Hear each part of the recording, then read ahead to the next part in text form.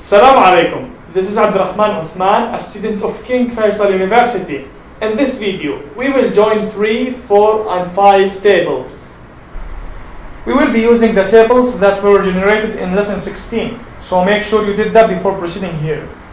Click SQL Workshop, then SQL Commands, set rows value to the maximum. Let's answer the following questions. In number 1, we will display employee ID, first name, job ID, and job title from employees and jobs tables. We will also display the employee's job history information such as start date, end date, job ID, and job title from job table. Arrange them by employee ID. In our design, notice that both employees and job history tables are related to jobs table. This is because both of them have job IDs and they are different.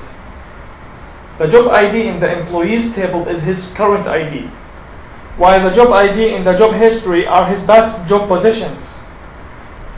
So for this problem, we will use 3 tables and their 3 relations, which means we will declare jobs table twice. We will use equi-join for this. Select, but before we write the columns, let's continue with from clause.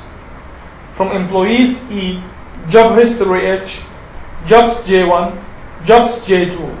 Notice we declare jobs twice.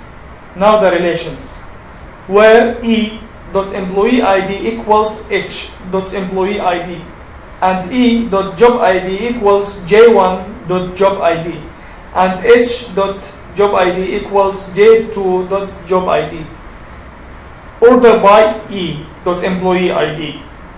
Now let's display our columns. Employees employee ID, first name, job ID, and job title from J1 jobs table. Start date, end date, job history's job ID, and job title from J2 jobs. Run it. Let's explain one employee, Nina.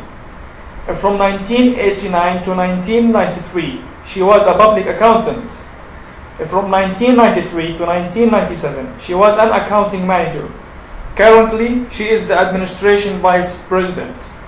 In number 2, we will display the employee ID, first name, department ID, department name, location ID, city, country ID, country name, region ID, and region name, which means we will use 5 tables and 4 relations. Select. Again, let's continue with the from.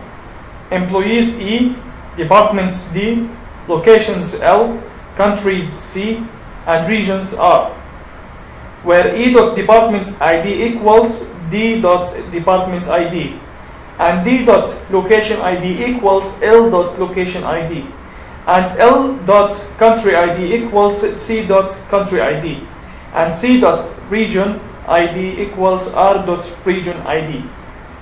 For our columns, employee ID, first name, D.department ID, department name, L.location ID, city, C.country ID, country name, R.region ID, and region name.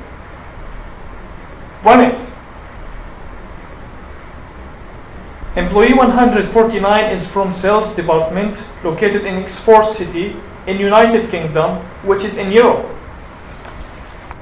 In our next lesson, we will discuss subqueries. Thank you for your interest in this channel.